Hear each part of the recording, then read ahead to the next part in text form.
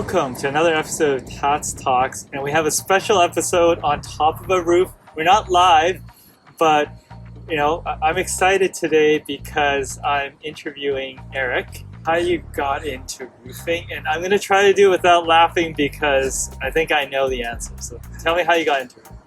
I originally was involved in the lumber industry, then I moved into building materials internationally, all around the world. But I met Tats a few years ago, and we didn't start out with roofs, we started out with floors and decks, just small little jobs. And then 2 years ago, we switched over to roofs and focused on that. When I said, hey Eric, you can do roofs now, what were you thinking?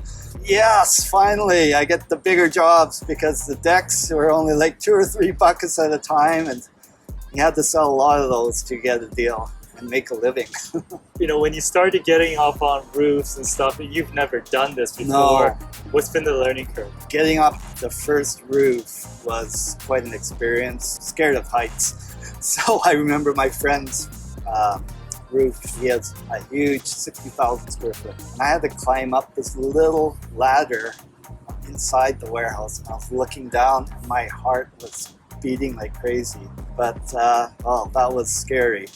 I learned from all the roofers. They're really good too. They teach you. That's how I learned the lumber industry too. So taking your Japanese culture and your background, your learning, what have you been able to take into the roofing industry? The relationship building has been the strongest part of using my Japanese background.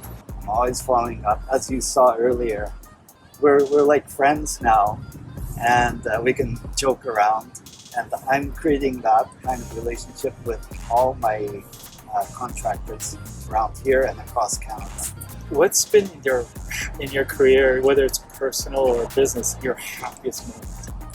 Like I said, I do a lot of international travel, and I've made friends around the world. I can go to most cities now, just call them up and say, hey, I'm in town, and they would just go out of their way to pick me up and have a great time out in town.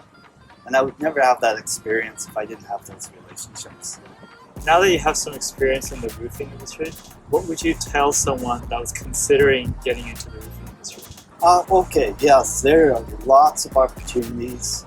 Even if it's a young man or woman, I would say there's a lot of opportunities in this industry. There's a big shortage of workers here. So it's an excellent time now with the hot housing and construction market to get into this kind of business.